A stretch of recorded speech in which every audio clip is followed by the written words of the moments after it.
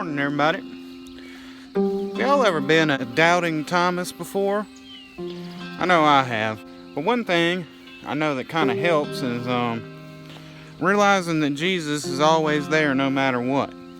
No matter what we're going through in our little heads and everything like that, we always know that He's a great advocate to go to whenever we're having such thoughts and such doubts and everything like that. In the Bible, there was a man named Thomas. And Thomas, Jesus had already been crucified and just resurrected. And they were in the house. And Thomas, everybody else was kind of just accepted it, you know. They were just like, well, he said what he said, so we're just gonna wait and see. But Thomas said he wasn't gonna wait around. He wasn't gonna believe it until he saw it himself. So anyway, Jesus showed up and he opened the door and he said, "Peace be with you." And he noticed that Thomas was still having his doubts and everything like that. So he walked up to him and told him to touch his wounds and to touch the wound where the spear went in. And when Thomas saw it and saw his Lord, he knew right then. He was like, "My Lord, my God." And that's the beautiful thing about following Christ, because even things that seem impossible, we can always take that to Him, to Jesus, and we can ask Him, be like, "Hey, Jesus, like, I really need you to strengthen my resolve, and I need you to strengthen my belief, and I need you to strengthen my faith in you." And He's alright with that. But the key is, you just don't quit, you know? Like, you just don't, whenever you have these doubts and whenever you have these fears or unbeliefs, you just don't quit on Jesus. That's the main thing that we have to take away from this.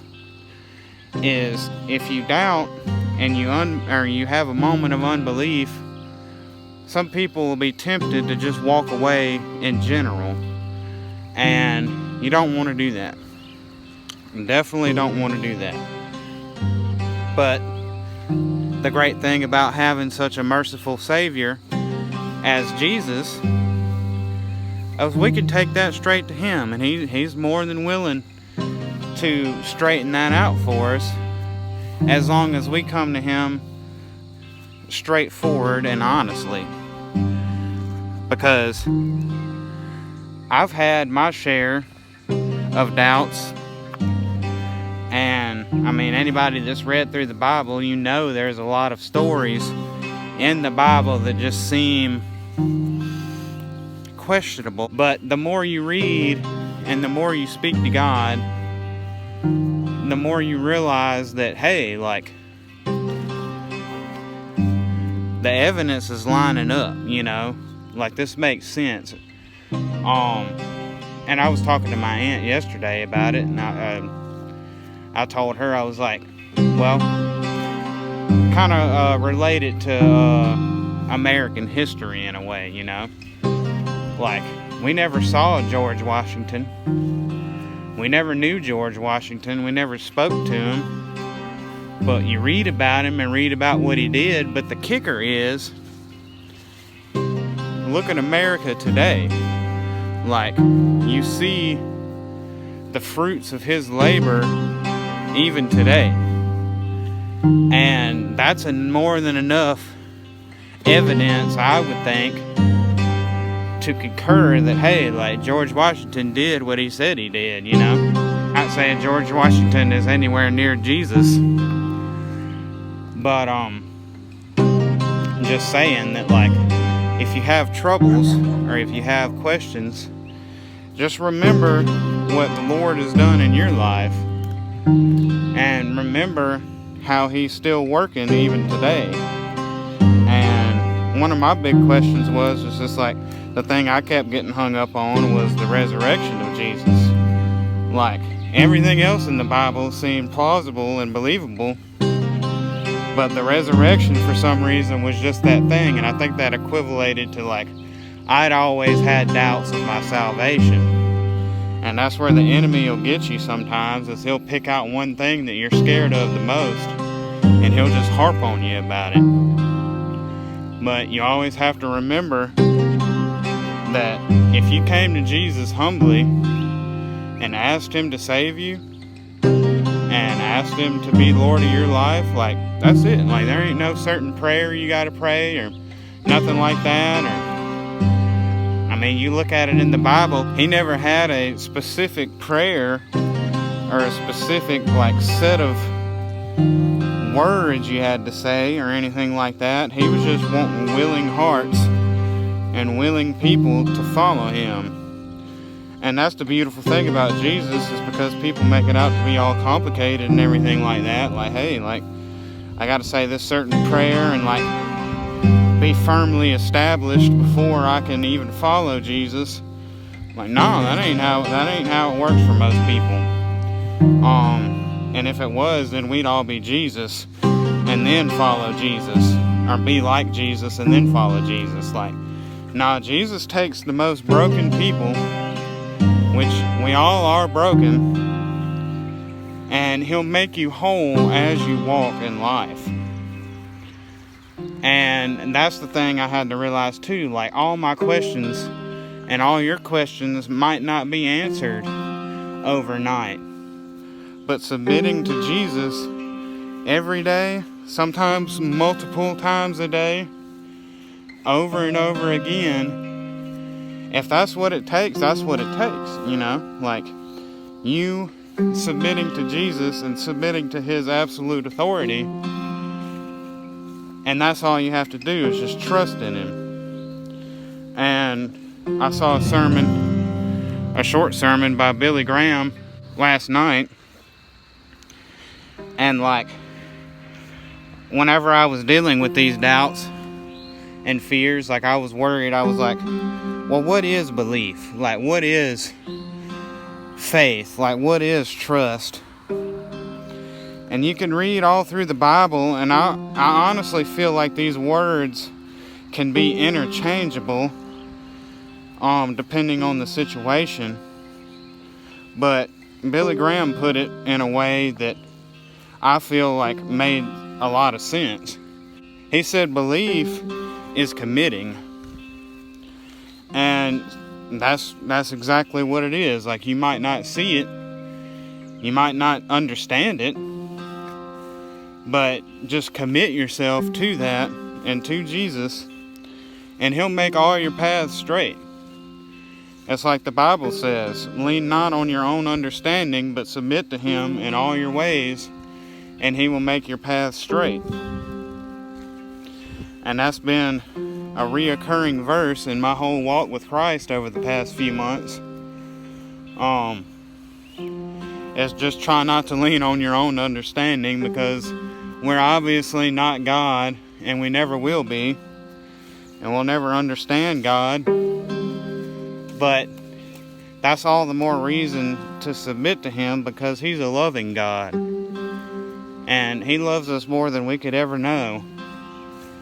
And once you open yourself to that love and to that, just surrender to that love, that's all I can say. Like, faith and belief and trust has a lot to do with just surrendering, because even during the storm and during the doubts and the worries and the fears and everything like that too, like, there's an element of surrendering to it. And how I surrender a lot, and if to give you an example, is I'll take a deep breath and just give it to God, you know. Let him handle it, and he'll make your path straight, and he'll confirm, and he'll reassure you, and I believe in that. And I figure, like, as long as you commit to Jesus, and as long as you keep committing to God and loving your neighbor, then you ain't got nothing to worry about, because God will make it all right in the end. And we all have our struggles, and we all have our moments of sheer calamity, but don't let that take you away from God. Because I did at one point in my life, and I don't regret it, because I believe God led me through that just to see, literally just to see and to witness that there was no other way. And I was absolutely convinced there was another way, because I just couldn't get around it. But I never understood completely what surrendering was, and I was trying to bear all of it on my own, and you just can't do that. And that's when you just got to give it all to Jesus. Got to. Because otherwise, the path to destruction is certain. And you don't want that. I'm going to be straight honest with you. You definitely don't want that. Whether you believe that or not. I know I don't really like to talk the whole fire and brimstone thing, because I've been dealing with a lot of trauma and a lot of negativity and a lot of heartache and pain in my life. And when I see preachers out there preaching absolutely nothing but fire and brimstone, not saying there's anything wrong with it, because it's absolutely true that there's a danger to be talked about. But I also feel like there's a lot of people out there that are already beat down and broken enough in their lives, and when they just hear that solemn, like, doom and gloom message, it just breaks them down even more, because that's what happened to me. And it wasn't until God came to me, and I'm not gonna lie, I was afraid when God came to me, just like most people are in the Bible. Whenever the angel of the Lord comes to them, they get really afraid, but then the angel is just always like, don't be afraid. It's me, you know? And then if they like surrender to that, then everything's all right. But it's just a constant process of surrendering to the Lord over and over and over again if you have to. In my case, it's multiple times a day, you know? Sometimes I lay my burdens down, and then I pick them right back up again. Like, but I mean, it's all right, because once you give your life to Jesus, like, He's not going to let you go. Like, the only way that you could fail, or the only way that you could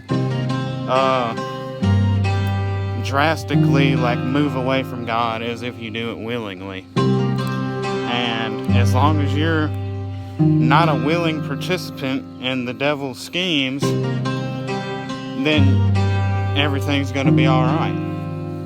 Because there's only two ways you can move in this life. You're either moving towards God, or you're moving away from Him. And there's a lot of ways to move away from God, but the way to get close to God is actually very simple. You love Him by reading His Word and basking in His Word. You do His commands, and you pray to Him, you talk with Him. Because I'll tell you right now, there's nothing more that He likes as for His children to have a cohesive and, what's the right word I'm looking for here? A symbiotic relationship, I would say. Because we need Him more than He needs us, but He also loves us to be responsive to Him. And as long as we're open to Him, then it's all good. It's all gravy. Not saying life's going to be easy, because life definitely isn't easy. If it was, then we would have no need for any of this. But life is not easy. And we need God, and we need Jesus. We need Him in our lives, and we need Him forever. And the sooner we wrap our heads around that, and the sooner we submit to that, the better. And like I said, it's very simple. A lot of people are just like, well, I can't believe. I just can't get around it, you know. I'm like, well, why not just go ahead and surrender to it and go ahead and just lay it down before Jesus anyway and ask him to make it right, you know, because there's the story I was talking to y'all during my testimony. There was a man and a son that came to Christ because the son was possessed by a deaf and dumb spirit. And he said, Jesus, if you can. And Jesus pretty much was like, wait a minute, what do you mean if I can? He's like, anything's possible to those that believe. And the man broke down and he was like, well, I believe, just help my unbelief. And that's all it takes, ladies and gentlemen. That's what they call that little mustard seed. That's when you know that Jesus can do something, but you're just not sure how he can.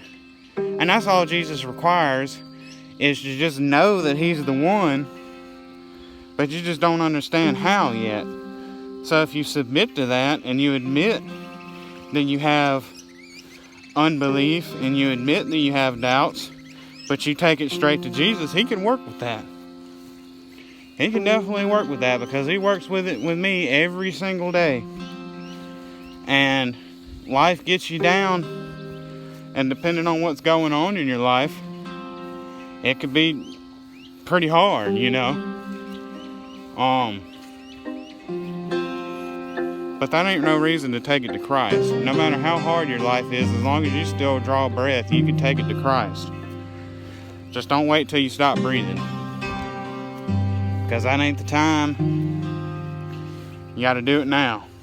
And the sooner the better, really, because I'd say the longer you live with Jesus on this earth and the closer you get to him, probably the better, really.